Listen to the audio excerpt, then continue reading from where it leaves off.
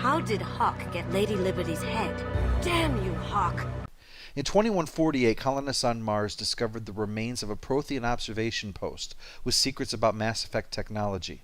The following year, it was discovered that the moon of Charon orbiting Pluto was no moon, but a mass relay, and using it allowed humanity to begin to expand. But less than a decade after learning they weren't alone in the universe, they ran into the Turians while reactivating a mass relay in violation of the Council's orders. Since this was a thing that triggered the Rachni Wars, and the last thing anyone wanted was another war, the Turians opened fire. The humans retaliated, and this led to what became known as the First Contact War. Nice work, Turians. After all was said and done, a peace was brokered and humanity brought into the galactic community. But some humans believed that, if Pluto and the Charon Relay were the gateway to the galaxy, that a guard dog, like the three-headed dog of Cerberus, who guarded the entrance to the underworld, was needed. Not as many joined Cerberus for the advancement of humanity reasons so much as the guarding the relay reasons. Joker, the engineers, Dr. Chakwas, and others all came to join them not as part of a pro-human belief so much as an alternative to the Alliance that they believed just wasn't doing its job anymore. Most notable of all of them, though, is Jacob. Politics, bureaucracy, same bullshit, different leaders. Cerberus is different. When colonies go missing, we don't commission a team to write a report to figure out what the hell to do about it. We just go and find out. Jacob works with Cerberus to get the job done, not out of a belief in its goals. Jacob's a soldier, one of the best. He's never fully trusted me, but he's always been honest about it. And is the one to voice his concerns about the nature of going on a mission where you might not come back.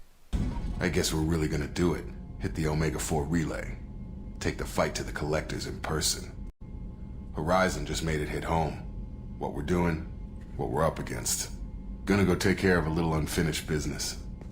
I imagine everyone else is too.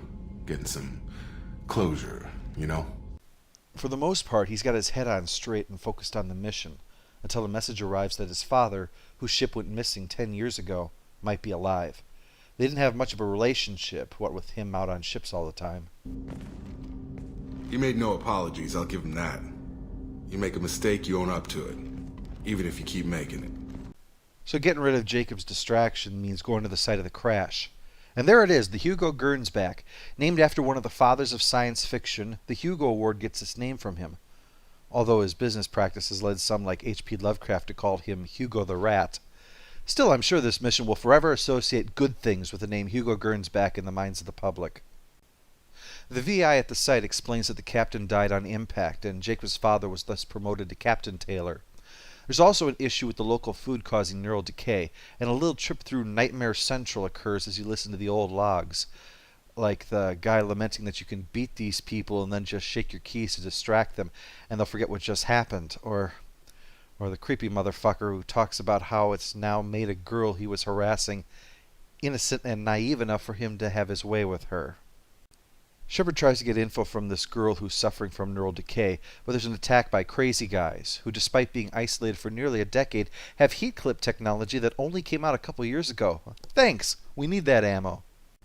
Strangely enough, when I say ammo, I don't actually mean ammo, because we have plenty of that.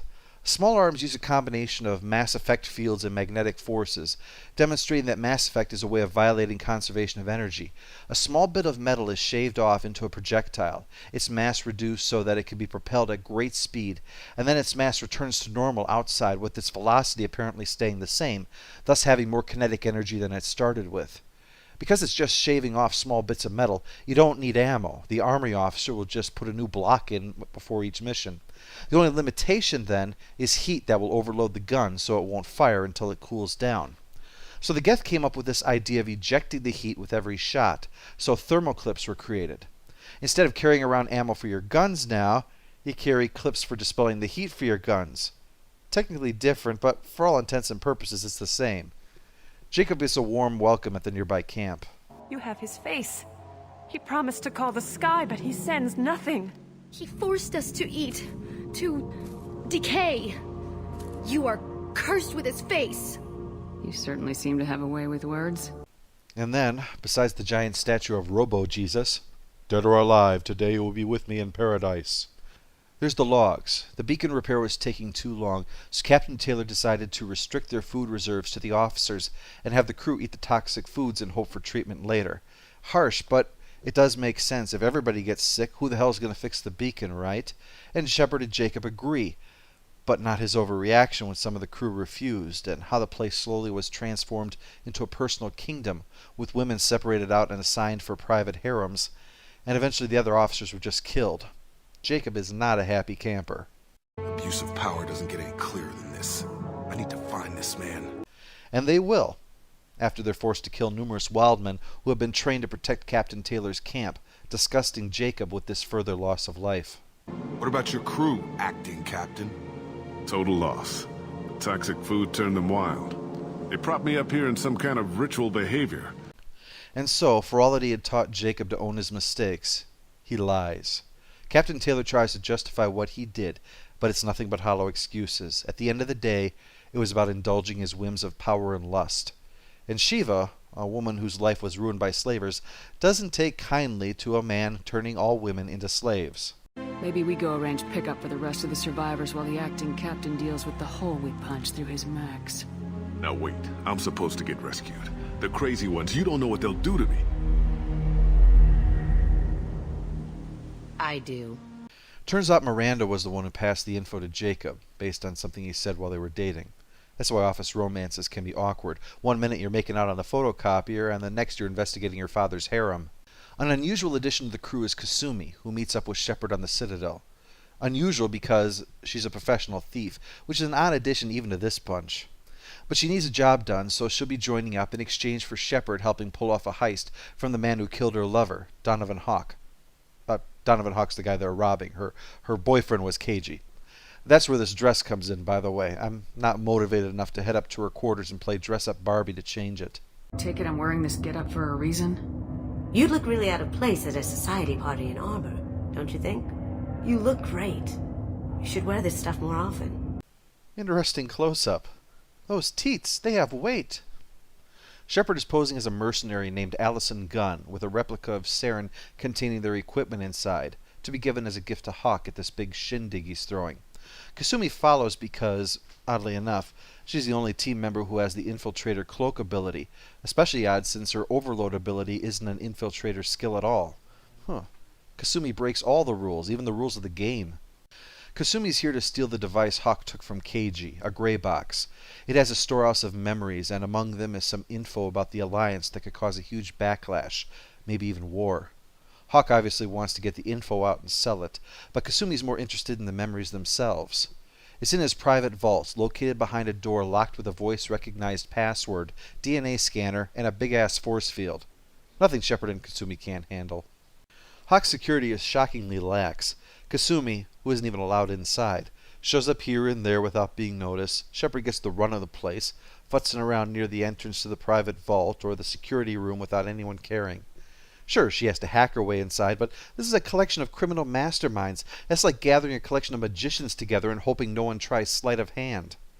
It's also curious that security is given the password, which they kindly leave written on an unsecured pad, and even make note that it's useless to anyone but Hawk. So why give it to them in the first place? I'm wondering if Hawk is just hoping to pull some big insurance scam, just waiting for somebody to rip him off and come up. Well, what do you expect me to do? I had security up the wazoo. Sure, they're incompetent, but they're security nevertheless. Hawk's vault is a variety of stuff, from Michelangelo's David, with a few bits of erosion because even a small penis can be controversial these days, to the statue of Liberty Head, apparently after it was knocked off by Cloverfield. Oh my god. There it is. That's it? How'd they cram that thing into your boyfriend's head? I had a feeling that was you at the door. I knew if it was really you, you'd get through anyway. Even he has no faith in his security guards, and he's the one who hired them. They're all like Packer from The Invasion. Things turn ugly because Shepard sorta shoots a priceless vase. I don't know why, but it seemed like a good idea at the time. Ugly is also bad news, because while security may suck, they're good at shooting things. And since Hawk's a big-time weapons dealer, this place is stacked balls to the walls with everything, even a private gunship. But there's one thing he didn't count on. Like Jack, Kasumi is powered up by cutscenes, but while Jack turns into She-Hulk, Kasumi turns into Spider-Man. Maybe she's got some kind of Mass Effect field in her utility belt, but from the stunts she pulls, she was either bitten by a radioactive spider or has a relative weight of about 8 pounds. With her successful escape, Kasumi has the gray box, but with the secret inside it makes Kasumi a target, and the information is a threat that Shepard really can't permit with the pending attack by the Reapers. Kasumi finally admits that she has no choice but to destroy the memories, but Shepard does it for her to make it easier. For the most criminal member of the group besides Jack, Kasumi is possibly the most normal person on the team. She spends her time in the Normandy's lounge, gossips about the other crew members, even nurses a crush on Jacob.